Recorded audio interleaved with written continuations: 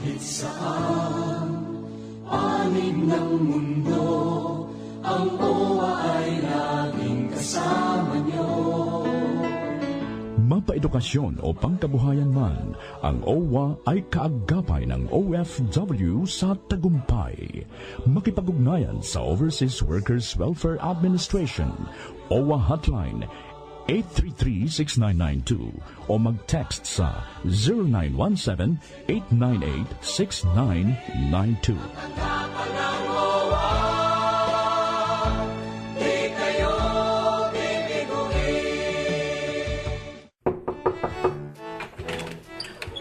Mahal, may bago na naman daw benepisyo ang PhilHealth para sa OFW na katulad ko simula April 1. We, hindi nga. Totoo! Ito ang Primary Care Package o PCB1. Paano naman ang aming kooperatiba? Kabilang din ba? Siyempre, Si Aling Guring, nakasali sa sponsored program, kasali ba? sinabi mo pa. Ano-ano namang benepisyo ang kasali sa PCB1? Napakarami! Urinalysis, konsultasyon, lipid profile at marami pang iba. At lahat yan, libre! Naku, bakit hindi mo naman sinabi kaagad? Tayo na at dadaanan ko pa si Kumare para makasama.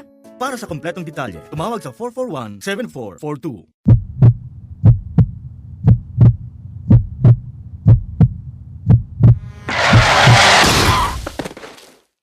Pwedeng mangyari ang di inaasahan. Buti maasahan ka at ang SSS. Sa bawat hulog mo, mas malaki ang balik sa'yo. May sickness, maternity, disability, death, and retirement benefits ka. Kaya protektado ka at iyong pamilya. Mag-member ng SSS. Punta na sa SSS branches o sa website sss.gov.ph for details. Gabay ng OFW International. Isang oras na public service program para sa mga OFW. Tuwing Sabado, alas 8 hanggang alas 9 ng gabi, dito lamang sa Radyo Agila. Gabay ng OFW International with Tita Lou Medina.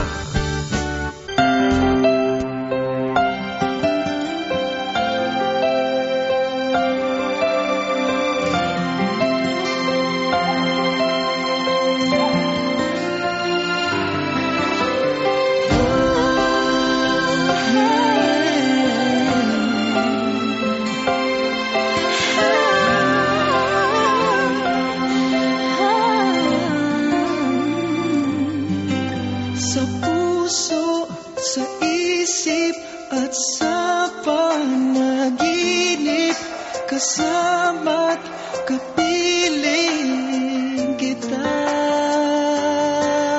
Laging mayroong bukas, laging may pag-asa, pagkat tuwina'y naandun ka.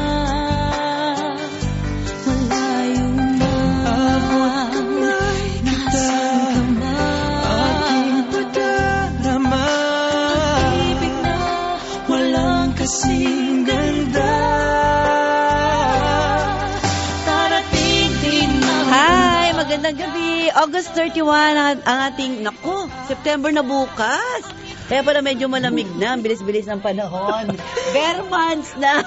Oo nga, Wala akong Verman sinasabi. na, September. Oo nga, bilis Oo. na, September morn. September, October, Oo, kaya ngayon po buwan nagiging Vermans ang tawag natin sa mga buwan na paparating pa Na malamig. na malamig. O, diba? At syempre, Sabado na naman po, isang oras na naman po tayo para sa programang Laan para sa mga OFWs at ang kanilang pamilya, ang gabay ng OFW OFWs International. Kasi kami po ay napapanood ngayon sa ating website www.gabaynoofw.com. Meron tayong mga listeners from Taiwan. Pero Yes. nalimutan ko At syempre, locally, nakirinig din tayo sa Radyo Agila DZEZ Of course. 1062 Mega Manila.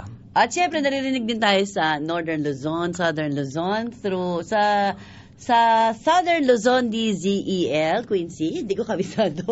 At sa Northern Luzon, DWIN 1080. Oo nga, dapat kabisaduhin ko na yan. Sa DYFX, sa Central Mindanao. Yan. At meron pa syempre. Sa DXED sa Davao. Sa Davao. At syempre, meron tayong kasama ngayon.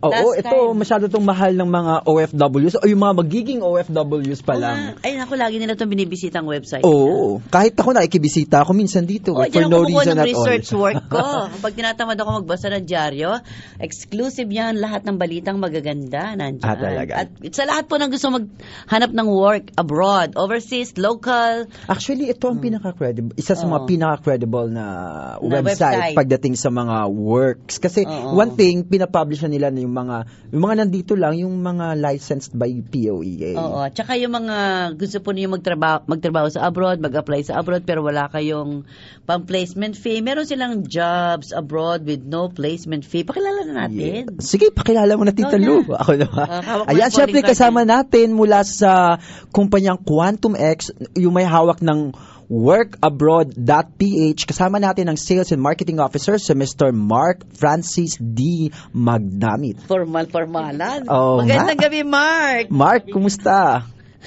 Mabuting naman po. So, yung work abroad, tsaka ofwguide.com.ph, sa kanila yun? Dalawang website ang talagang ino-operate nila, no? Oo. Actually po, marami po affiliate website po si workabroad.ph. Okay. So, hindi lang po si ofwguide.com, kasama na rin po si OFW Abroad, si Sima Job Site, si Nursing Guide, si jobopenings.ph. Yes po. Anong pagkakaiba-iba ng mga sites na to? Bakit ba iba't iba pa? Umiwalay pa ang Nursing Guide. Opo. Maganda po kasi sa mga... parang kabuti na sila sa dami. O iba yata ang concern ng mga nurses. Ang maganda po kasi dito sa mga affiliate website po ng workabroad.ph at iba pa is may mga iba't ibang tao po tayong mga gustong bigyan ng informasyon. Ayon sa klasifikasyon nila. Yes po. Like kagaya sa ofwguide.com, OFW Abroad, or workabroad.ph. So may mga OFW po tayo dyan nagbivisit ng website, or meron din mga baguhan ng mga OFWs or gusto maging OFW. Doon naman po sa Sima Job Site, sa mga target po dito, o mga taong bumibisita po dito, yung mga seafarer po. So dito naman sa jobopenings.ph, mga local jobs and local companies naman po. Mga jobs opportunities dito lang sa Pilipinas. Yes po. Okay. At yung specifically meron ka binanggit for the nurses, right? Yes, sa nursing guide naman po, yun po yung mga nurses na mga gusto makakuha ng information from POEA or from local or international po ng mga updates. Yun, pwede po. Ano kaya Mark, ang advantage ng inyong website over other websites na nagpa-publish ng mga works abroad and locally? Ang maganda po kasi sa website po namin, Jonas, is updated po kami sa mga news, updates, or mga job orders from POEA. So, lahat po ng mga job vacancies sa Work Abroad is active. Even sa field job, sa jobopenings.ph, active din po lahat ng mga job vacancies po doon. At saka hindi lang basta jobs ang mga napapublish nyo doon. Meron kayong mga guides for OFWs na kahit nandun na sila, na hindi lang sila naghanap ng trabaho, meron silang mga nababasa tungkol doon para guide nila sa pamumuhay sa ibang bansa. Tama ba? Tama. Actually, nung before po ako mag-abroad or punta sa Middle East. So, ikaw din, Mr. Mark. Siya.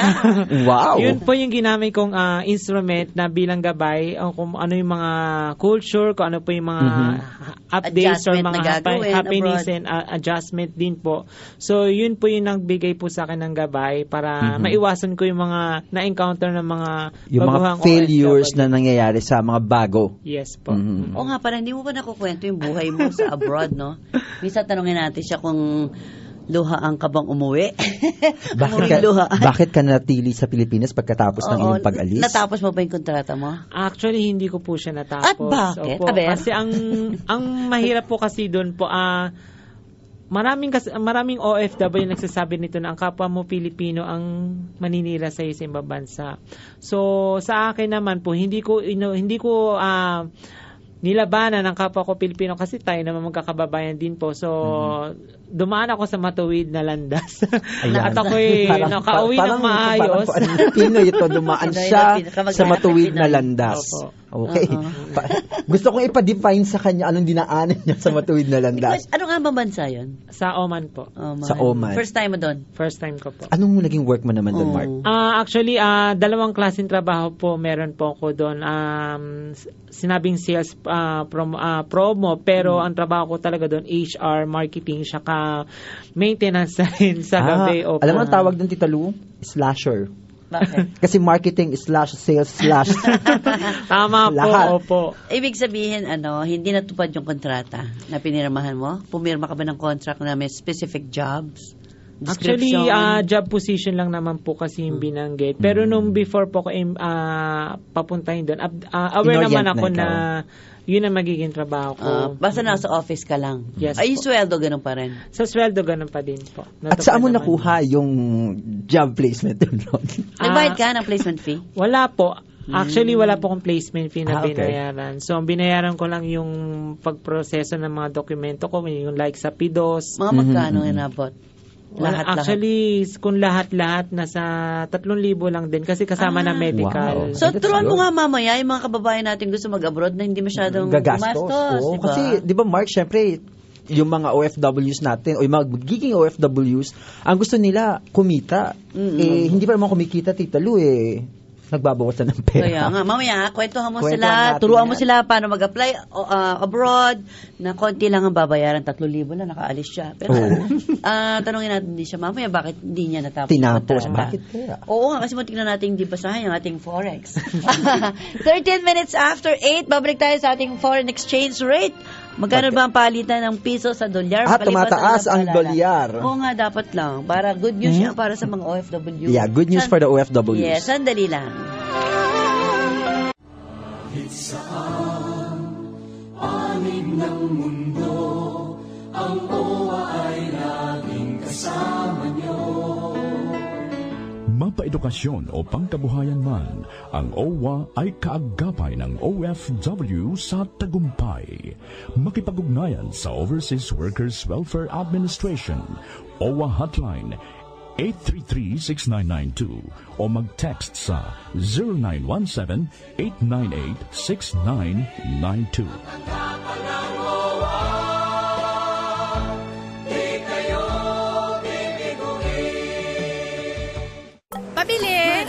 Mare, alam mo ba, ang pamilya ni Aling Bebang kasali raw sa National Household Targeting System ng DSWD?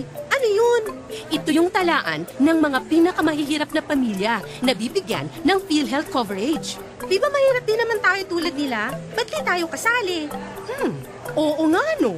Upang matiyak na nasa talaan ng NHTS, makipag-ugnayan sa pinakamalapit na PhilHealth office o bumisita sa www.philhealth.gov.ph. Calling all overseas Pinoys! Ang inyong pinagsisikapan, aming pagdadagdagan! SSS Flexi Fund. Karagdagang serbisyo na palalakihin ang ipon mo. Dapat nasa maximum ang monthly SSS contribution at ang sobrang hulog mo ay maaaring ilagay sa Flexi Fund account. Safe at secured savings ito na mataas ang interes. Find out more. Visit the SSS Foreign Representative Office in your area or go to sss.gov.ph.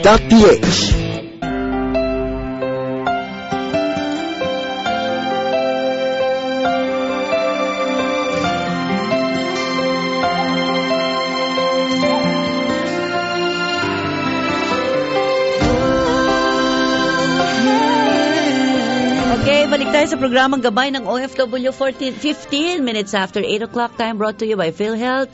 Bawat Pilipino miyembro, bawat miyembro protektado, kalusugan sigurado. Ang ating foreign exchange rate ngayon ay August 31 at ang US dollar is 44.60. Ang Hong Kong dollar is 5.77. Ang Singaporean dollar is 35 pesos. Ang Canadian dollar is 42.36. New Zealand 34.64. Australian dollar is 39.84. Japan yen 0.54. Ang euro, of course, it's 59.11. Ang Saudi riyal para sa ating mga kababayan dyan sa Saudi, 11.90. Ang UAE dirham 12.15. Tita Lu, tumataas din, ha? Ang Thai baht ay 1.38 at ang UK pound, Yan, malaki yan. 69.197. Pasadahan ko lang yung mga text messages na nag-text sa atin from Taiwan, of course. Okay, Miss Lou, have a nice day po. Po, may PH po. Pwede ba kayo magbigay ng number ng mga kokontak tungkol sa paglo-loan ng OFW? Hindi ko kasi makontak yung number na nilagay mo sa column mo sa The Migrants. Gano'n, di mo makontak. Makontak mo nila sa anak mo sa Pilipinas kasi gagastos ka pa. Si Glenn Castro na nakausap natin last time, yung si nirereklamo niya Yes. na agency. Naku, nagpunta siya sa agency. Oh, Tumawag, sabi niya, "Good day, Miss Lou. Nakatawag na po ako sa agency namin. Ang sabi po, wala na silang obligasyon sa akin at hindi daw nila babayaran yung overtime pay ko. Paano po ang gagawin ko?" Kausapin natin siya mamaya.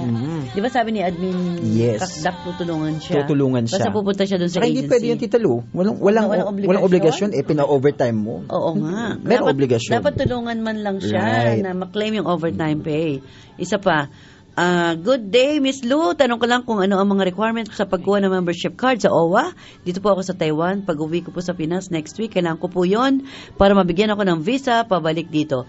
Pwede mo magpunta sa embassy, pero kung nandiyan ka sa Taiwan, punta ka lang sa Meko. May mga OWA offices naman dyan. Ganun lang kasimple. Ito si Ashley ng Brunei. Si dinig tayo sa Ashley. Brunei. Hello. Imagine, ang number pala doon pagtatawag ka, +673. Yes. Siya ang number niya, +673.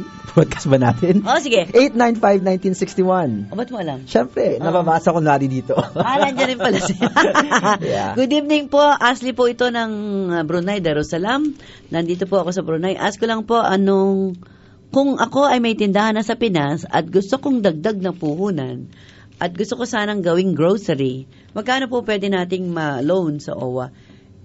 Magkano? Malaki. Depende kung gaano kalaki yung gugustuhin niya. At tinitignan lang naman ng OWA yung feasibility nung business mo na maibabalik mo sa kanila, yung ilo-loan mo. Oo nga. At saka, syempre, kung nakakaalam kung magkano. Tsaka alam ko, maabot ng 2 million. Oo. Diba? Ang pwede naman kasing mautang dyan, 2 million pababa. Yeah, 2 million pababa. 300. Di ka nga pwede mag-loan ng mas mababa sa 300. Oh. Kasi baka pambili mo lang ng ng cellphone. Hindi, tsaka Tita Lu, wala mong grocery 300 lang. Alam mo, yung tindahan ng maliit umaabot na ng 100,000. Pero dapat matuto mo na siyang malaman niyo muna kung dapat bang mag-grocery. Baka bukid-bukid din sa inyo. Hindi, tsaka bibigyan sila ng training. Diba? Tinibigyan ng training ng OWA bago nila i-grant ang loan. Ito pa lang galing sa Damam. Al-Hasa Damam, Saudi Arabia. From Rodelio Juliano, ang problema ko po yung ticket ko pauwi, pinapapasagot sa akin ng employer ko. Ano ba usapan nyo? Di ba dapat employer? Tanungin ko mamaya. Kasi hindi detalyado ang tanong niya. Kung uuwi ka dito po sa kontrata mo, dapat ang magbayad OFW. Opo. Di ba? Sagot mo yun. Di ba di natapos ang kontrata mo? Sino nagbayad ng ticket mo? Siya. Sila po. Ay, sila? Galing mo naman. Nabayaran nila for you? Yes po. Wala namang technical reason kaya sila nagbayad. Actually may violation yung that's it. Yung agency o employer. Yung employer po. Kaya, ito kung hindi natapos ang kontrata at inip ka lang, na homesick ka lang, dapat ikaw magbayad. Yes po. Pero kung ang employer po mismo ang may problema, may violation, they have to pay for it. They have to pay. Magkano yung ticket mo from Oman to Philippines? Depende po kasi sa season yun. Pero nung time na umuwi ako, saka depende ko ng airline. 30,000 one way. Opo. Ang laki na. Ilang oras ang biyahe from Oman? 12 hours po. Parang minsan nagta-13. Parang nakailang movie ka. Gano'n malayo. Nakatatlong pelikula ako sa airplane. Correct. Siguro 4. 4 na movies. Diba? Okay, ito naman, basahin na natin. Dito po ako sa Taiwan, 3 years and 8 months na. Ilang beses na po tinaasan ang sweldo ng ibang factory workers na nireklamo ko dati. Pero kami mga caretakers ay napupuyat. Walang increase ang salary, lalo na kapag maraming bisita ang amo. Buti na lang yung iba, may overtime. Kami po, inaabot ng madaling araw, lalo na kapag sinusumpong ang alaga ko, pero walang bayad. Lalo't napakakuripot ng employer ko. Caretaker. Diba, kung caregiver siya, pareho lang kasi halos wala talaga yatang overtime, I think. Kasi parang pag nasa bahay ka, dito rin naman sa Pilipinas, kapag may katulong kami, overtime pay. Walang overtime pay sa mga ganun. Kasi given yung fact na pwede ka magpahinga any time of the day na wala naman yung amo mo, Oo. di ba? Or pag napuyat ka, sabihin mo, napuyat ka kagabi, kinabukasan, magtulog ka. Di ba? Pero syempre mga obligasyon, baka kailangan magluto para kay sir at saka kay ma'am. Oo nga. Kaya, di ba dapat nasa kontrata yon, no? Alam ko yung mga kontrata ngayon, specific na eh. Talaga. Dapat naman talaga, Tita Lu, para magkaroon ng lakas at ang ating mga OFW. Oo, mamaya. Kausapin nga natin mamaya si admin ng POEA. Kasi nga, ayan ang problema minsan sa kontrata, Mark, eh. Yung isang OFW, halimbawa kung sa bahay nagtatrabaho, Opo. pagdating niya, wala para siyang tulugan. Di ba? Minsan nasa ala lang, nahakbang-hakbangan. Lalo na yung mga bansang maliliit ang mga bahay yung o mga kondo. nakapad lang sila. Like Japan and Singapore. Yes. Maliliit talaga. Nirereklamo ng isang lumapit sa akin, binatilyo na raw yung alaga niya, katabi pa niya. Siyempre, alangan siyang tumabi doon, tapos nasa sala lang sila. Di ba dapat nasa kontrata yun kung meron kang caretaker's room. Importante yung privacy, di ba? Tama po. Kung matulog ka, nandun ka lang sa sala at katabi mo, binata na halos baka may mangyari. Unless Tito Lu na even before the job being offered to you, pinaalam na sa'yo na dito ka lang matutulog, may katabi ka. Oo. Di ba, kung katabi mo bata, maliit, di ba? Kung medyo parang magbinatilyo na, medyo mahirap yon.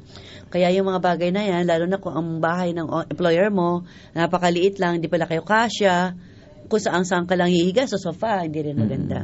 Anyway, yun ang sinasabi niya, kapag may sumpong alaga niya, tinatanong niya ako may overtime pay. Yan. Si Perdy Baluyot ako, wala po itong kupas. Gandang gabi po, Ate Lu. At sa mga listeners ng Gabay ng OFW, pakigreet po ang loves ko na si Robert. Belated happy birthday, August 25. At ang panganay ko na si Aljan. Belated happy birthday, August 30. Si Aljan. Salamat po. Gwapo anak niya. Salamat po at bang po kami lagi sa inyo. Radyo Pinoy Fans Club sa sa Taiwan. At saka si Ate Beth Bartolo, congratulations sa bago niyang apo. Kitang-kita ko, ang cute gusto ko ng lang baby. malaman. Kasi ang bata pa ng anak niya eh. Yeah. Dahil ba wala ka sa piling ng anak mo sa Pilipinas, kaya nakapag-asawa agad dyan na hindi natapos. Tanong, minsan patawagan ko kaya dito. Pero tsaka lang natin siya patawagan kasi wala na itong oras. Next week na lang, nabuntis ba na maaga anak mo dahil wala ka sa inyo? Kasi parang alit pa ng baby pa. Yeah, baby. Parang dalaginding pa yata yung anak niya. Pero, I think, Tita Lu, kasi medyo nakuan ko din, nasubaybayan ko ang mga kwento kahit gano'n. Pero ang maganda, Facebook namin sila. Inayos pa rin talaga ni nagpakasal. Ni Beth. Pero, kailan lang nagpakasal? Lang anak na agad? 9 months after. Hindi, kailan lang nagpakasal? Nakita ko sa Facebook, kailan lang siya umuwi at nagpakasal. So, ibig sabihin, nagpakasal ng buntis. Yan. So, gusto ko malaman, nagsisiba si Beth at hindi niya nagabayan yung anak niya at nag-asawa agad. Yung mga ganyang kwento na mga may anak na dalaga sa Pilipinas at ang nanay wala. Siyempre, may bibigyan mo lang magandang regalo sa magulang mo yung matapos ka, di ba? Yeah. O hindi ka makapag-asawa agad, lalo na yung nanay mo nasa abroad. Right. Sige, anyway, balikan natin si Mark. Yes, kay Mark tayo mag-focus sa mga panahon na to. Yung mga bumibisita sa inyong website, ano yung makikita nila sa website? Ano pong website po? OFW Guide. OFW. Sa OFW Guide. Parang tinagalog lang gabay ng OFW. Oo nga no. Sa OFWguide.com po, ang mababasa po nila doon yung mga informasyon kung ano po yung mga nangyayari po sa ibang bansa, yung mga sitwasyon po na na-experience nila sa mga employer po nila or yung mga klase ng trabaho o kaya yung mga policy ng mga bansa like for example sa Dubai o kaya sa Saudi, yung mga klase ng visa, yung mga na-encounter na problema nila, na-share nila doon sa ibang mga kapwa nilang OFW. And aside from that, kahit na hindi ako mag-comment doon, nababasa ko yung mga... may forum. May forum po talaga. Pero Mark, impartial naman kayo. I mean, syempre, meron kayong mga hawak din ninyo yung workabroad.ph. Yes po. Pag nireklamo din nila yung mga agencies, nandun din yun, makikita rin nila. Usually, sa forum. Sa forum, opo. Yung hindi talaga maiwasan ma-mention yung mga list of agencies, yung mga... Na mga salbahe. Opo. Na hindi pinapabayaan sila. Tama po. Maganda rin, no? May forum. Yes po. At least aware din yung mga candidates or mga kababayan natin, mga OFWs na may mga ganong senaryo sa mga ganong agency. Pero ikaw, Mark, being in that in that being involved sa may OFW guide, kung papipiliin ka, ano yung top 10 o top 5 countries mo para talaga sa mga OFWs? Yung mga favorite Kung sabi, destination. ito ang best for them. Okay. Depende po kasi sa goal ng mga OFW. Depende sa trabaho din. Opo, kasi ang mga OFW po kasi, kung gusto sila makasave ng pera talaga, Saudi Arabia talaga. Bakit? Kasi walang nightlife na, doon, walang bar, Text lang. Oo. Pero hindi naman masabi ba natin normal yung buhay pag ganon? Normal. Yes, normal. Pasalamat para sila sa mga Facebook. taong simple ang gustong buhay. Pero kung hindi, talagang it's not for them. Dubai ang gusto nilang punta. Is either Dubai. Kasi pero Middle East din. Open country kasi. Medyo Open liberated country na ng konti sa Dubai. Sa Dubai po kasi parang Pilipinas ang culture. doon. Opo. Sa Brunei din, no nightlife. Yes po. Punta na ako doon. No nightlife. Ito nga sila, ang ating mga kaibigan sa Taiwan, walang ginawa kundi mamasyal. Oo nga. At least namamasyal lang sila. Pero yung mga actually, network ako namin masaya ako para sa kanila kasi normal yung buhay nila. Kasi mayroon akong mga kaibigan din sa Middle East, parang hindi ganun ka-normal ang buhay nila. Dati malungkot sila, pero ngayon medyo masaya-saya na. Social networking sites. Yeah. Pwede na sila manligaw online. Nakapag-adjust na rin siguro sila noon. Kasi ako nung baguhan din ako, halos nag-a-adjust pa rin ako doon. Wala pa ba nung Facebook? Hindi, meron na rin. Meron na rin. Kaso nga lang, mahirap din pa rin na nakikita mo yung mga picture na nangyayari sa Pilipinas na nami-miss mo. At maganda rin sa Facebook, of course, yung updated sila sa current events. Right. Tama po. Nalalaman nakita mo nila yung mga nung comments nila kay Napoles. Bugbog sarado si Napoles sa mga OFW. Nakalagay sa comments nila, kundi dahil sa'yo, wala kami dito. Parang gano'n, kung dahil sa mga bilyong pisong podong nananakaw, gumanda sana ng kabuhayan sa Pilipinas at hindi kami nalayo sa pamilya namin. Gano'n yung mga comments na nabasa ko. Actually, maiintindihan mo yung sentiments ng mga OFWs kasi nababago talaga yung buhay nila. Iniiwan nila yung pamilya nila. Diba? Dahil walang kabuhayan sa Pilipinas. Yeah. Diba? Uy, 8:29 ng haba ng oras. Tutuloy ko na ngayong araw na to. Tutuloy ko yung usapang negosyo, Eric. Last time, 'di ba, yung aking small canteen operation, interview mo ako, ha. Kasi last time wala ka. Di ako yung nag-usapang negosyo. Panig ng mundo, ang OWA ay laging kasama niyo. Mapaedukasyon o pangkabuhayan man, ang OWA ay kaagapay ng OFW sa tagumpay. Makipag-ugnayan sa Overseas Workers Welfare Administration, OWA Hotline 833-6992 o mag-text sa 0917-898-6992.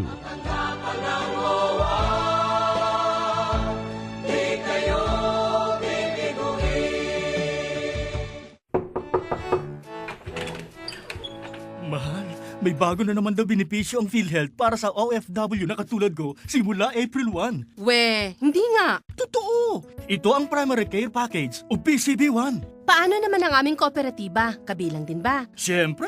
Si Aling Guring, nakasali sa sponsored program, kasali ba? Sinabi mo pa! Ano-ano namang benepisyo ang kasali sa PCB1? Napakarami! Urinalysis, konsultasyon, lipid profile, at marami pang iba. At lahat yan, libre! Naku, bakit hindi mo naman sinabi kaagad? Tayo na at dadaanan ko pa si Kumare para makasama.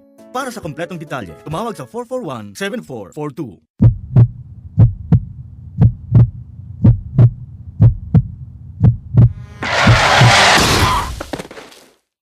Pwedeng mangyari ang di inaasahan. Buti maasahan ka at ang SSS. Sa bawat hulog mo, mas malaki ang balik sa'yo. May sickness, maternity, disability, death, and retirement benefits ka. Kaya protektado ka at iyong pamilya. Mag-member ng SSS. Punta na sa SSS branches o sa website sss.gov.ph for details.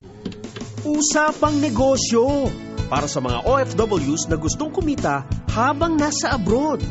Hindi forever ang kontrata. Bakit di ka magnegosyo at kumita ng extra?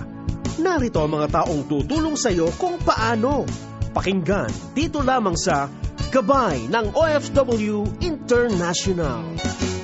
Ayan tayo nagbabalik sa Gabay ng OFW sa segment na Usapang negosyo para sa mga OFW. Yes. Ito ang topic po natin Ako ngayon. guest ngayon. Ipinagpapatuloy lang natin kasi si Tita Lu po natin, ang ating reyna ng programa, ng karinderya.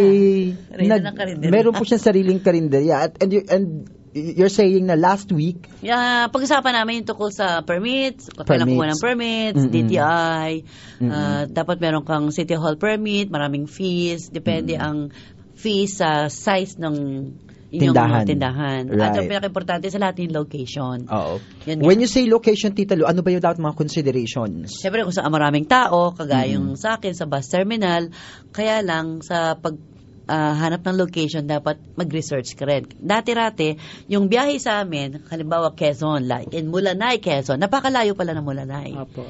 So, titingnan mo rin kung bus terminal, kung maiksi lang ang biyahe. Kagaya ngayon, maiksi lang ang biyahe from Cubao to Laguna. Sabi ko, bakit kukunti ng benta? Walang kumakain. Siyempre, Laguna lang ang biyahe. So, hindi na sila kakain sa kantin mo, uuwi na sila. Right. Kasi pag kumain ka pa, magagalit ang misis mo, saan ka kumain? Diba? So, bibili na lang nila sa'yo, water, chicheria. Sabi ko, dati kasi lakas-lakas ang kantin namin kasi ang biyahe, Quezon. So, expected mo na kapag ganun lahaba yung biyahe, may kakain. So, hahanap kayo ng lugar, titingnan nyo saan ang biyahe. Correct. Yan tip ko sa inyo. Yan, Tita Lu, applicable yan pag nasa bus terminal ka. Pero pag naghahanap ka ng pwesto para sa karinderya mo, i-consider mo kung sino talaga yung posibleng kumain, gaano kadami ang kumakain. At class, economic class. Economic class ng lugar. Ng mga tao. Oo, kasi baka naman hindi kailangan karinderya ilagay mo, baka ang kailangan ilagay mo doon isang social na restaurant.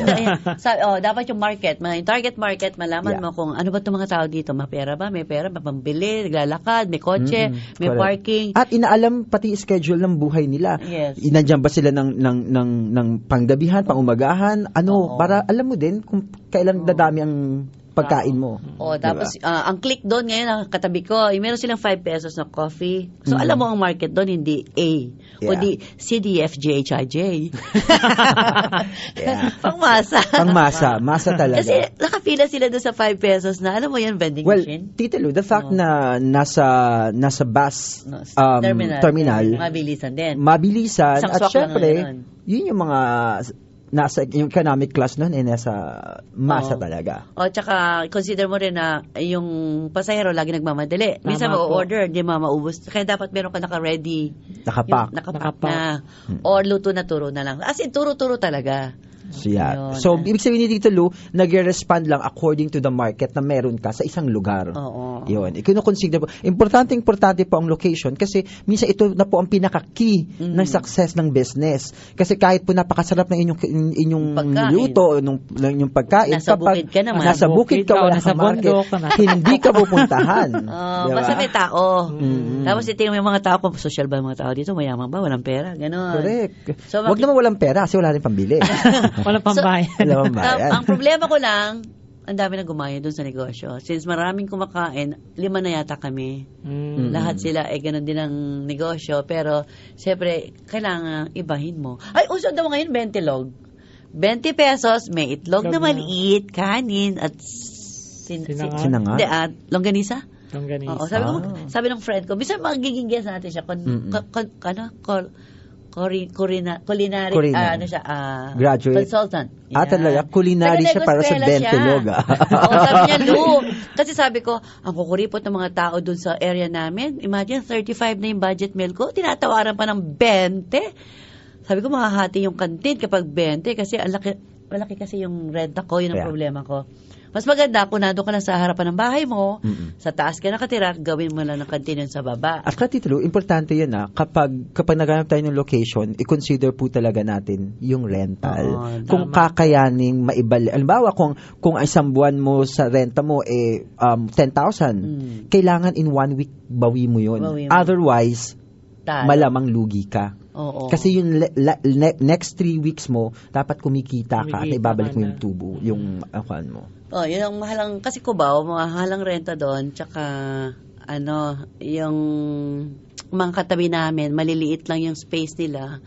Talo ko lang sila kapag sabay-sabay, yung bugso ng tao. sila 3-4 lang ang pwede nilang i-accommodate. Ako marami. Yeah. Ang nakakainis lang sa negosyong ito, yung peak hour, kunwari lunch, sabay-sabay sila after 1 hour, wala lahat. Yun lang ang pangit sa business na to. Kaya dapat, utakan mo rin sila. Ganitong oras, maraming tao. Sandok mo na lahat ng ulam, tapos kuha na lang kuha. Ganon. Right, Yun. right. Tsaka dapat marunong ka mamalengke, marunong ka magluto, mag-aral ka sa YouTube, at i-research, at kailangan may suki. Actually, ang maganda lang ngayon pag nag-business ka, sobrang daming mga materials na online. Sa internet. Kaya mong tignan. Actually, meron akong dinidevelop ngayon. Di mo talaga dinidevelop. Actually, ina-adapt. Mula sa ibang bansa na gusto ko ipa-franchise na wala dito. Ano? Secret. So, sinearch ko lang siya sa ang hirap lang kasi walang translation. So, I have to look for someone who could translate it for me para i-adapt yung ginagawa doon. Maiba naman. Iba naman. Ano pa tanong niya? Yan. Ayun, may para sa tanong mga po ako, OFW po Tita ito. Lu, po. Aside from sa canteen po ninyo, may plano po ba kayo sa susunod na magkaroon ng catering services? Expansion. Hindi pa. Mahirap. Kasi pag nag-cater ka, dapat may tao kang additional staff. Tapos, social na gamit. Kasi minsan, kapag para makatipid ka sa mga karinderya, gamitin mo na yung gamit mo sa bahay. Pero Tito Lu, ito ang tanong. Pag catered yung food mo, dapat social ang gamit. Tito Lu, ito ang tanong. Sabi mo 5 na kayong parehong business doon. Anong advantage mo over them? Mas maganda yung aking mga staff. Hindi. Mas malaki yung lugar. Mas malaki yung lugar. Ibig sabihin, mas marami ka ma-accommodate na. Mas inayos namin yung harapan. Sila wala silang pakialam kahit na payong lang na pang divisoria yung kanilang harapan. Mas inayos namin ang lugar. Tapos, tinignan ko yung mga ulam nila. Di ko sila ginaya. Okay. Kumuha ko ng mas iba yung sa akin. Hindi ako tumitingin. Utusan ko yung isa kong staff na empleyado ko na. Silipin mo. Bili ka nga doon. Tikman natin. Yeah. Tinitikman ko yung mga ulam nila. Actually, tama yung Tito Lu. Naalam mo yung ano yung naalam ko. mo. Yeah. Tapos bili ka nga doon. Nag-utos ako ng ibang tao. Bili ka nga doon. Titikman ko kung ano yung ano nila. Kasi ang unang-unang pinupuntahan sa yung sarap o lasa ng pagkain. Right. Kahit na pangit yung kantin mo, kung mas masarap. Hindi nila alam, nagpapabili ako, tinitikman ko at pinipintasan ko. At sabi ko, gagawa rin ako nito pero mas masarap. Pero Tito Lu, ang technique dyan sa area mo, since yung mga tao dyan, masyadong transient, hindi sila yung regular na kumakain dyan siguro dahil sumasakay, bumababa, kailangan maamoy ang iyong ulam na from afar, magugutom na sila at from afar, doon sila pupunta. Ginawa ko yan. Kami lang yung kantina na napakaraming sabaw. Akala ko kayo lang ang kantina nangangamoy. Maraming sabaw, tapos pag binuksan mo yung takip, makita mo talaga. Right. Yun actually ang kandon. Pansin nila yan. Yeah. Tapos kasi may kausap yung isa, nandito ako sa kantin, yung kantin na maraming sabaw. So, kami lang pala yung ganon. So, meron na ka ng trademark. Kantin na maraming sabaw. Maraming sabaw. Anong kantin siguro sabi ng kausap sa'yo? Unli soup po ba yan? Oo, unli soup. Unli soup. Naka-discover ako ng soup kasi nakita ko sa bus, everyday, isang katerbine binababang mga tulya. Sako-sako. Tapos sabi ko, pag nagpabili ako, kaya pwede kong gawin dito sa tulya. Nung nagluto kami, ang tagal balatin, isa-isa. Ay, lugi ako dito. Yung time consuming, no? Anong pwede kong gawin dito na hahanap-hanapin ng mga kliyente ko? Kailangan mo talaga research. Tama So, po. ginawa namin sabaw. Luya lang, 20 pesos, maghapong sabaw na. So, sabi ko, hinihintay ko, nagayahin ako ng katabi ko kasi talaga ako lang meron nun. Sabi ko, hindi pa niya nadidiscover kasi hindi siya nagpapabili. Hindi kagaya ginagawa ko, nagpapabili ako sa mga katabi ko, tinitikman ko, hindi masarap talaga. Ganon. Right. Marunong na ako, no? Yeah, actually, yung mga ganyang technique is really has to be adopted. Kasi, alam mo yun, lalo na pag marami na kayo, dapat magkaroon ka ng competitive edge over the others. Oo. Otherwise, ba't ka pupuntahan? Ba't mabibenta yung... O kaya, magkaroon ka ng mga gandang waitresses. Wala nga. Yun ang problema ko. Wala kang magaganda. Nakita ko, Tita Lu, yung mga matatanda talaga. Tsaka karamihan separate housewives. Mga hiniwalay ng asawa, tumakas sa asawa, nagpunta sa akin. Bagsakan ako dati ng mga problemadong misis. Tapos, wag kang kukuha nun kasi sinusundo na mister. Pagtapos niyang matuto, tapos susunduin na siya.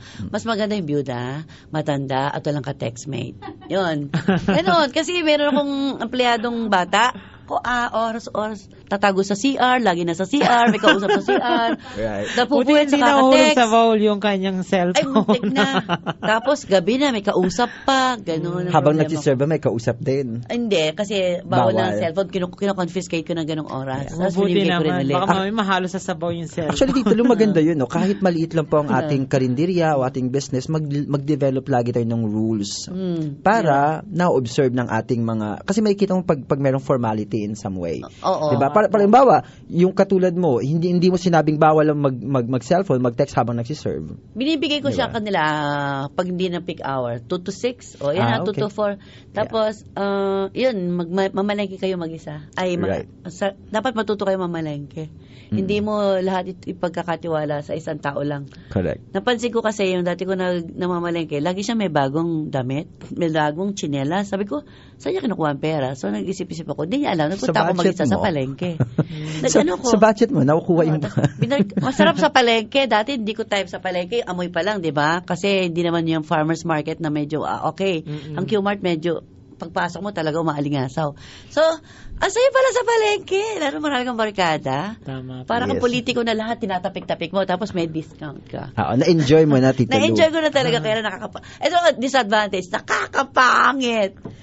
Bakit? Laging meron kang talamsik ng mantika, yun ang hindi ko gusto. Pero talamsik Tito Lu, ng mantika, yung mga kuko mo, hindi ka makapag-manicure kasi, ba't ka pa magpa-manicure lagi? Lagi ka naman naghihiwa-hiwa ng puro sugat. Yun. Pero Tito Lu, maganda rin yung balik sinasabi mo review, na tinuturo, hindi lang Para sa isa mga nakakaalam. OFW Hindi lang isa na nakakaalam sa mga gawain sa karinderya o sa business mo. Kasi ang tendency minsan, namamatay ang business. Halimbawa, ikaw lang ang merong recipe na ganyan. Kapag hindi mo na i-share sa susunod o sa mga katulong na kasama mo sa bahay, kapag nawala ka, nagkasakit ka, nawala na yung business. Hindi, So, talaga importante na hands-on, na hindi lang ikaw nakakalam, may kayang gumawa ng ginagawa mo. Para later on, magpapahinga ka na lang. Yung cook namin, pag nagluluto siya, paano niluluto yan? Tapos, kasi, pag tinopak ka, pwede ako magluto. Ginaganon ko siya.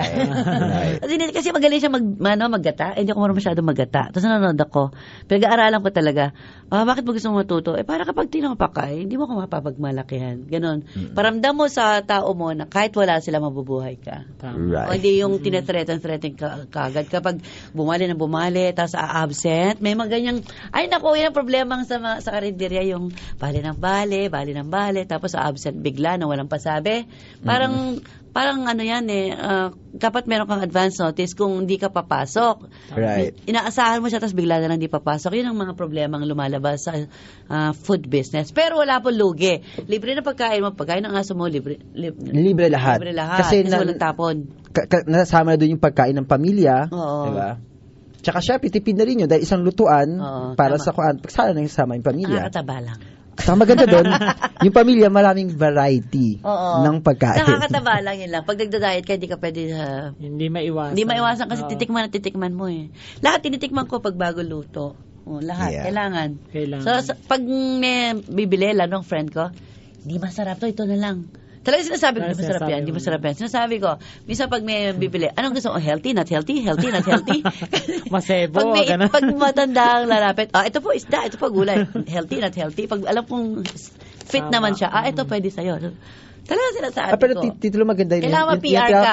Sa tinatawag din ng suggestive marketing din, dapat alam mo din kung ano yung need. Pag hindi mo palapit pa lang yung alam mo ano yung offer mong ulam. Yes, ito pa tip ko. Kapag alam mo yung tao, nag-iisip siya kung magkano yan, ibig sabihin wala siya masyadong pera. So, mag-a-adjust ka ng presyo. So, kapag walang ito, may pera yon. So, kung ang gulay mo 20, kapag walang pera, kapag nakita mong hindi siya nagtanong ng price, gawin mo 25. Naman talaga ang presyo niya. Yan ang ginagawa ko. Ang presyo niya talaga is 25 pesos. Pero pag nakita kong parang nagbibigay siya ng barya doon sa utak niya, nag-a-adjust ako. 15 na lang. Tsaka ba nang babawasan? O kaya nakahawak sa bulsa. Nag-a-adjust ka. Tsaka alam mo naman sa suot pa lang ng customer. Alam mo na. Yung itsura pa lang na iniisip niya kung bibili pa ako nito o hindi. So, nag-a-adjust ka. So, kung alam mo na, lalo na yung mga may number 2 na driver, pag nandun sila, Walang tawad-tawad yan. Turo. Pero pag original nilang asawa kasama nila, itlog lang. Tsaka isang hotdog. Sabi ko, kawawa na yung mga misis kapag kasama nila, kung ano lang yung papakain. Pero kapag mga, alam mo na, mga Siyempre, ibang papasikat. karelasyon, yun, grabe, masyado silang generous. Yun, kailangan mag-adjust talaga. May konting PR, pero ako bisa may pagkasuplada ako eh. Actually, maganda ang sinishare ngayon ni Tito Lo ay yung personal experience Personal niya. experience. Na most probably may encounter din po ninyo Oo. kapag kayo nagsimula ng inyong business. Food business. Dito diba? pa rin sa usapang negosyo. Oy, tapos na, masyado na mahaba. Ano pa po itatanong nyo? Next week Tapos na lang. next week naman. Panig ng mundo, ang OWA ay laging kasama niyo. Mapaedukasyon o pangkabuhayan man, ang OWA ay kaagapay ng OFW sa tagumpay. Makipag-ugnayan sa Overseas Workers Welfare Administration, OWA Hotline 833-6992 o mag-text sa 0917-898-6992.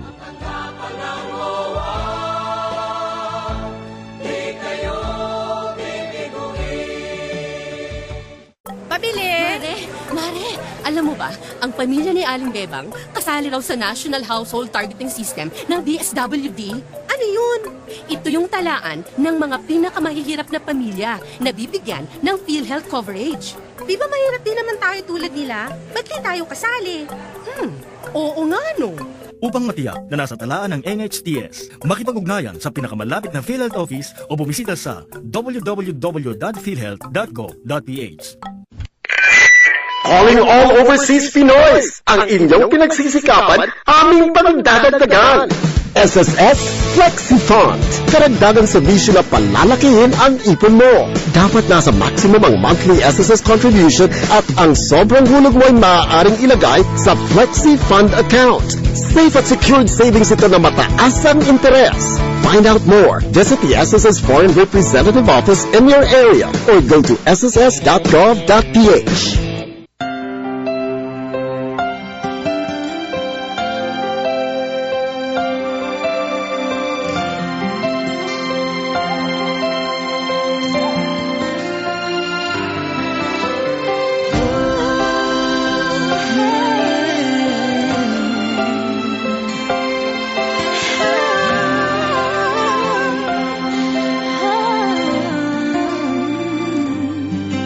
Sa puso, sa isip at sa panaginip, kasama't kapiling kita. Laging mayroong bukas, laging may pag-asa, pagkat tuwina'y naandun ka. Malayo na, nasan ka na? Okay, 13 minutes before 9. At nagbabalik po tayo sa programang Gabay ng OFW International dito pa rin po sa Radyo Agila, DCEC 1062 Mega Manila. Yan. At syempre, balikan na natin ang ating panauhing pandangal na si Mark Magdamit. Yan, Mark, ano ang mga magagandang feature ng work abroad? Kung halimbawa bibisita ako doon, paano ko gagamitin ng tama yung website? Dali lang po gamitin ang website ng workabroad.ph para sa mga job seeker. Na katulad ko rin na dating gumamit din ng website na yan. So, pupunta lang ako sa gusto kong applyan ng trabaho. For example, ang professional ko is marketing. Okay. So, pupunta lang po ako sa job search, i-click ko lang po doon yung marketing na keyword. Okay. So, lahat po ng mga marketing positions Lalabas sa kahit na. anong bansa, Europe, Asia, Middle East, Australia, lalabas po lahat. So, yun, makakapili po ako ng trabaho na gusto ko pong applyan. So, ibig sabihin, Mark, kapag gusto nila, mismo yung profession, yung pinag-aralan nila, ang gusto nila, o yung gusto nilang trabaho, ang ikiklik nila yung trabahong gusto nila. Tama po. Lalabas na whether sa ibang bansa or kung particular na bansa, kumbaga lahat ng bansa lalabas po. Okay. At yung other feature naman, kapag bansa ang gusto nila, ayun, pwede po silang pumunta sa jobs country pages. So makikita po nila lahat ng bansa na kung saan po sila pupunta. Kung halimbawa gusto ko po pupunta sa Canada, so nakalagay po lahat ng mga Canada po na mga job vacancies po doon. Pero kung gusto mo naman, halimbawa, Canada ang gusto mo, tapos gusto mo waiter lang, dalawang lalagyan mo, Canada and waiter? No po. Kahit yung ano na lang, yung sa Canada po kasi pag clinic mo po yung Canada, lahat po ng job vacancies po lalabas po doon. So pero kung halimbawa gusto mong pumunta ng Canada para sa waiter position, wala talaga particularly for that Pwede rin item. po na ang gagawin lang po nila is i-click lang po nila yung position na marketing po doon o kaya waiter, tapos nakalagay po yung country Canada. So click search na lang. Tsaka isa pang napakagandang yung gusto mong malaman, Tita Lu, paano naman malalaman nila through your website kung ang gusto nila ay walang placement fee. Meaning sabihin, ayaw nilang gumastos. Tama po. Meron po tayong section sa location doon sa website ng Work Abroad na no placement fee pages doon sa website na yun. So, lahat po ng mga job order from PUEA na walang placement fee, nakalagay po lahat doon. Pero meron ba tayo particular bansa na wala talagang placement fee? Canada. Madalas po na ganyan na walang placement fee is Middle East po talaga. At saka mga seafarers, no? Mga seafarers po. Okay. And the rest, talagang the rest po talaga, like especially sa Asia, talaga meron talaga. Ito, kaganito, na-research ko, no placement fee. Kailangan ng trabaho ng mga manikurista, hairdresser, and hairstylist. Dito sa beautician lang ang tawag, no? Hairstylist, kailangan nila sa Abu Dhabi, UAE. Hair technician, tawag na hair technician, no? Tama po. Hindi hair technician sa Dubai. Kailangan din ng nail technician, 5 bakante. Kahit na 1 year experience lang, papuntang Dubai. At salon manager, spa manager sa Abu Dhabi din. Facialist. Nag-facial? Facialist. Ilang trabaho niya? At Tito, gusto ko matanong kasi syempre, daming gumagraduate sa atin, lalo pagtapos ng March or ng April graduation. Meron ba mga available jobs para sa mga walang experiences? Yes po. Kahit walang job experience, yes pwede? Po. Meron po na nakakaalis ng bansa na kahit walang experience. So, aware naman ng employer na wala silang experience. So, usually kasi may ibang employer na gusto nila may walang experience, although ang professional na graduate sila ng business ad o kaya na nurses, ganyan. O kaya na mga any courses na Basta for as long as at least meron mga 4 year. Kaya minsan lang yung mga skilled worker na talaga ang hirap maghanap ng aplikante like sa mga aircraft, aeroframe, composite, yung mga technician. Meron ba tayo dito sa Pilipinas? Masyado yung technical? Meron ba tayo mga ganun? Meron naman. Ito, kailangan din ng eyelash extension specialist. Talaga. Yun maganda sa ibang bansa, masyadong specific. Yun lang trabaho niya? Yun lang, taga-kabit ka lang ng eyelashes. Tapos hairstylist assistant sa Qatar, kailangan din all-around beautician yan, at least all-around. Dubai, UAE, barbers, yan. May tanong pa ako, Tito Luz, kay Mike. Kapag Mark, pag bumisita ba ako, kailangan bang maging member ako ng, kailangan bang mag-sign up ako? Opo. Kung gusto niyo po makapag-apply direct sa mga agencies, free sign up po ang workabroad.ph. So, walang wala bayad. Po kayong gagastusin dyan. So, upload nyo lang yung Anong advantage pag nag-sign up kesa dun sa bumisita lang? Okay. Ang advantage po na nag-sign up is, hindi lang ikaw ang mag-search ng job, kundi ikaw rin hahanapin ng mga agencies. Over 500 agencies po ang nagsesearch ng mga resume dyan sa workabroad.ph. For example, habang natutulog ako pero active ako dyan sa workabroad.ph. So, nakakalkal nila yung mga resume na gusto nilang kuhanin nila. So, for example, meron kang experience sa marketing. Lahat ng mga marketing position po ay makikita po, lumalabas po. So, Mark, would you advise yung mga job seekers natin na gustong lumabas ng bansa na mag-log in in instead na bumibisita lang talaga. Tama po. Kasi mas maganda po yung mag-login po tayo, mag-sign up po tayo sa workabroad.ph. Kasi ang advantage po kasi dito is rain or shine, baha man o hindi. Kahit may undoy. Kapag-apply ka. Ang pangalawa din po dito is time, hindi po siya ma-access sa oras dahil hindi ka ma-access sa pamasahe mo dahil appointment ka na kaagad sa mga agencies, which means final selected ka na kaagad sa mga agencies. So, kagaya nung na-experience ko dyan, diretso kaagad ka sa employer pag in-interview ka. Kumbaga kasi nasa-shortlist ka na kaagad. Tama po. Pag in-interview ka, tatawagan ka na lang? Opo, pag sa tinawagan po kayo ng agency, consider shortlisted po kayo. Tapos, i-schedule po kayo for interview sa employer. It's either through Skype or personal po. Yung tita luwang advantage ngayon, no? You can actually be interviewed through Skype without you going somewhere else. Si sa bahay Tricia lang. sa Skype lang. Sa Skype lang, di ba? At matahol pa nga yung aso namin.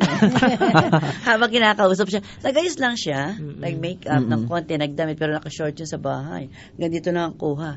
Tapos in-interview lang siya. Tapos nung last part na ng interview, dumatahol yung aso namin. Talaga. Kaya alam niya na nasa bahay lang. Mas mas hindi magastos. So, tsaka hindi siya kabado kasi Skype at home. Nakakatulong din yung hindi personal interview kasi hindi siya kabado. Mas lalo na sa mga malalayong lugar na galing pa ng mga Ilocos. Hindi na kailangan punta ng Metro Manila. Less expense. Magpasa lang ng mga requirements para lang. Tapos, hindi naman pala sila interviewin. Right. May nabasa lang din ako, Tito Lu, dun sa may website nila, may salary guide kayo. What is that for? A salary guide po is parang po yan, idea, bibigyan lang namin idea yung mga baguhang mga skilled worker. Kung magkano dapat yung mga offers dapat yung mga salary. Per country. Opo, per country po yan. Let's say for example, kung 3 years experience ka na as a welder, ganito yung dapat yung salary mo na salary. So, pwedeng parang doon sila magbe-benchmark.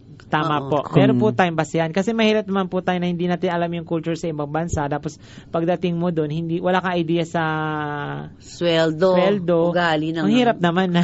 Oo. Kasi mahirap na mag-back out. Tama po. Nandun ka na eh. Tapos, another thing, I just would like to emphasize this. Mark, yung mga jobs na nandito at yung mga agencies, you don't put agencies na fly-by-night. Meaning, sila yung mga registered talaga sa POEA. Outstanding. Yes po. Lahat po ng, actually over 500 agencies, lahat po is licensed po from POEA. Not blacklisted. Matasapit ka pag dun may suspension lang, for example, may suspension. Do you suspend also yung subscription nila? Opo. Sumusunod pa rin kami sa kung ano yung updates ni POEA kasi mahirap naman na nagpo-promote na pala so kami meaning secured ang bawat Pilipino na dadalaw sa workabroad.ph, secured sila na tama, legal at maayos ang magiging application nila. Tama po. Kasi meron po kaming tinatawag na newsletter. So lahat po nagsasign up po sa workabroad.ph, nakaka-receive ng updates from POEA or from OWA. So nalalaman nila kung sino yung mga suspended or may mga cases na may problema sa mga agencies. News. Tama po. So, Mark, yung sinasabi mo, kaya sila nakaka-receive ng updates, pati yung mga jobs offers sa kanila, yun yung kapag nag-sign in sila. Yes po. Yan. Yun. Okay, maganda talaga. Pero bago tayo matapos, tanungin ko lang, ba't ka umuwi ng Pilipinas? Bakit hindi ka natapos yung kontrata mo dyan? Okay. Interesting yan, Tita Lu. Bigyan mo sila ng tip paano maging successful OFW. Okay. So, actually sa akin, pinauwi ako, after 2 days, pinababalik ako. So nakailang taon ka sa abroad? Actually, 3 buwan lang eh. Hindi ka nag-enjoy? Actually, enjoy ko yung work. Kaso ang problem ko lang talaga yung isang kasama kong Pilipino. Kasi talaga... Pinansin mo? Hindi, seloso. Kasi yung amo ko kasi parang pakiramdam ng isang Pilipino. Magaling ka? Hindi. Mas gusto ako ng amo. Sa trabaho. Sa trabaho. Ba't ka nagpa-apekto? Hindi po ako nagpa-apekto kasi yung tao na yon is may position sa kumpanya. So siya mas paniniwalaan din. After a few months, nalaman nila investigation. Alam nila kung sino nagsasabi ng totoo. Actually, may bisita nga sila rito minsan sa Pilipinas. Yeah. Oo. So, balak mo pa mag-abroad? Sa ngayon. Magkano ba sweldo mo doon? Malaki ba ang sweldo mo doon? Sa Oman? Sa Oman, hindi naman. Tama lang. Tama lang. So when you say tama lang, magkano yung tama lang? Tama lang na... Kumbaga sa baguhan, siguro, nagre-range siya sa 20 to 30 siya. Malaki na yon. para kang call center agent. Malaki na ito Kaso lang nga po lang, yan. kung sa trabaho, napakahirap talaga. Hindi lang Bakit? times Hindi to- siya 8 to 5? Hindi lang siya times 2 effort, times 10 na effort. Ay, bakit? Lahat nasa iyo na. Yes po, lahat ng responsibilities. Ay, yung ilang Ang oras- mahirap po kasi doon, Tita Lu, yung supplier doon sa location, wala sa sarili mong bansa. Tatawag ka pa sa Dubai, tatawag ka pa Right. sa United Arab, tatawag ka pa sa China. So, ang hirap makipag-transaction sa mga long distance. Lalo na kung hindi Opo. sila Lalo na kung nagtitipid yung employer. Gusto niya ayaw ng long distance. So, ano lang siya, na gusto niya email lang. So, ang hirap naman humingi ng feedback kung Mas through maganda email kaya lang. yun. Ipa-flood mo? FaceTime. No confrontation. Puro text, puro kan lang, chat lang, o emails Yeah, lang. mahirap naman sa employers, nag-expect ng sagot. So, saan mo balak mag-abroad ulit? Anong bansa? Siguro, Kung if given a chance. Siguro mga Australia na, Australia. o kaya Asia. Oh, hindi ka natatakot sa Australia mga racial discrimination? Hindi po, kasi ang pakay ko lang naman is trabaho, kari hindi naman doon Bahala sila sa buhay nila, no? Minsan kasi pag gano'ng mga sosyal na bansa, Japan, Australia, Canada. Pero hindi, not to be biased, Tito Lu, minsan yung mga ganitong bansa din naman, sila yung nagbibigay ng equal opportunity sa'yo. Oo, lalo kung skilled worker ka. Yeah. At lalo na kung legal ka lumabas. Right. Kasi kapag hindi ka legal, Illegal ka. Ano ka talaga? Ban ka talaga. Right. Mas ano ka sa susceptible ka sa abuse. Yeah. Diba? Well, the truth is, bawat bansa meron kanya-kanyang maganda at katangian. Kahit naman ng Middle East meron siyang meron din. Ang maganda naman sa Middle East is makakatipid ka kasi mababa ang pagkain doon. Mas mataas pa nga dito Pilipinas kaysa Right. Talaga? Yeah. Ano kinakain niyo doon? Gulay lang ako madalas. Gulay. Mas mura pong gulay doon. So kaya kailangan kabisado mo rin yung tambayan ng mga Pinoy. Tambayan ng Pinoy. Hindi pa ako nakapunta ng Middle East eh. Hindi Marami na kayong bansang puntahan. Yeah. Ito rin, Asia, US. Pero sobrang init po. Hindi pa ako nakapunta ng Middle East. Pupunta kayo ng Middle East mga kasi nakakatakot. Di ba pag January. mag-isa ka lang, lalo kung babae ka, Opo, mahirap sisitahin po. ka?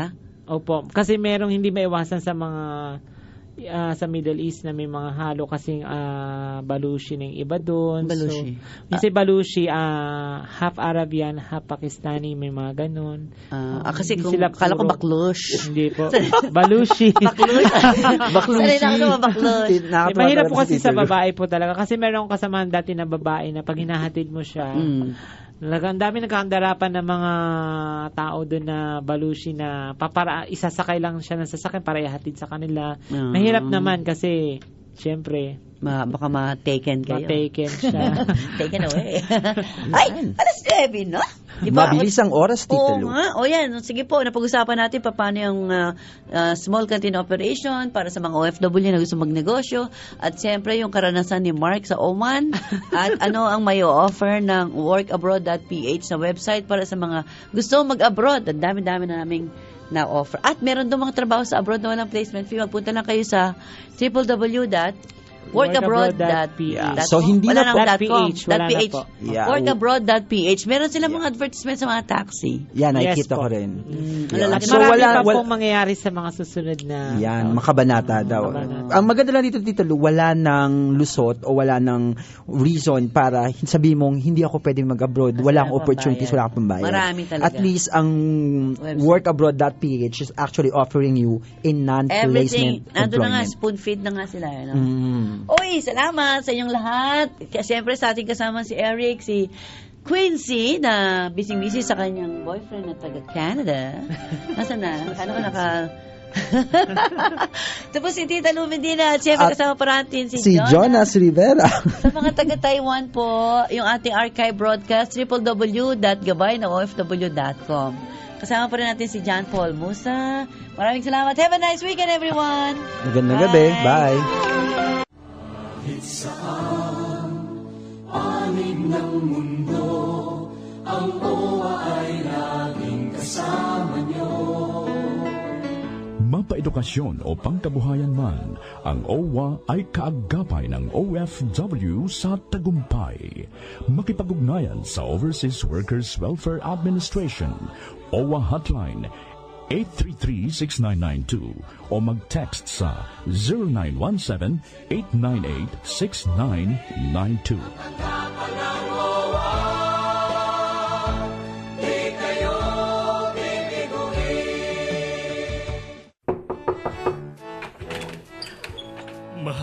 May bago na naman daw benepisyo ang PhilHealth para sa OFW na katulad ko simula April 1. We, hindi nga. Totoo! Ito ang Primary Care Package o PCB1. Paano naman ang aming kooperatiba? Kabilang din ba? Siyempre! Si Aling Goring, nakasali sa sponsored program, kasali ba? Sinabi mo pa! Ano-ano namang benepisyo ang kasali sa PCB1? Napakarami! Urinalysis, konsultasyon, lipid profile, at marami pang iba. At lahat yan, libre! Naku, bakit hindi mo naman sinabi kaagad? Tayo na at dadaanan ko pa si Kumare para makasama. Para sa kompletong detalye, tumawag sa 441-7442. Mag-feeling winner! Sali na sa SSS! Para sa chance ng mga ilangan, may benepisyo ka at yung pamilya! May sickness, maternity, disability, death, and retirement benefits ka! Sa konting halaga, panalo ka! Lahat pwede sumali! Mag-member na! Punta na sa SSS branches nationwide! For details, go to sss.gov.ph.